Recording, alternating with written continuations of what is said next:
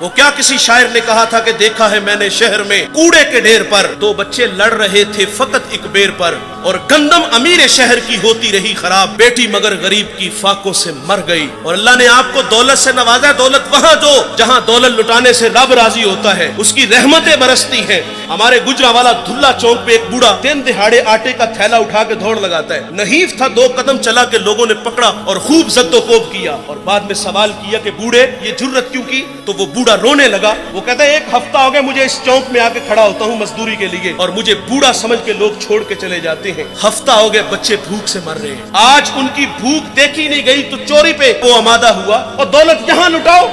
یہ نوائے وقت میں ایک خبر چھپی تھی، کمالیہ کی بیٹی وہ شادی کے قابل تھی، ایک رشتہ ملا، ادھر سے بارات آ رہی ہے، ادھر بیٹی والے تیاریوں میں، ہمسائیگی میں سے کسی نے شرارت کی کہ جس کے گھر میں آ رہے ہو وہ اپنی بیٹی کو چند جوڑوں کے سوا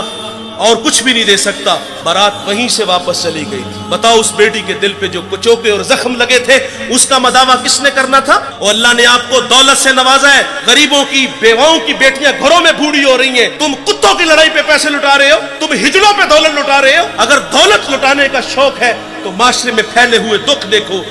یتاما مساکین پہ دولت لٹاؤ تاکہ تم خدا کی رحمتوں کے مستحق ٹھہرو، لیکن دولت وہاں دی جہاں نفس کو حظ ملا۔ جب اس بیٹی نے کہا کفل مجھے بھوک تیرے تک کھینچ لائی ہے، یہ ایک جملہ کفل کی ہدایت کا سبب بنا، دل کے آئینے پہ چوٹ لگی، کفل رونے لگا، ہاتھ جوڑ کے کہتا ہے بہن مجھے معاف کر دے، تو جس عزت سے آئی ہے اسی عزت سے واپس گھر چلی جا اور میرے لیے دعا کر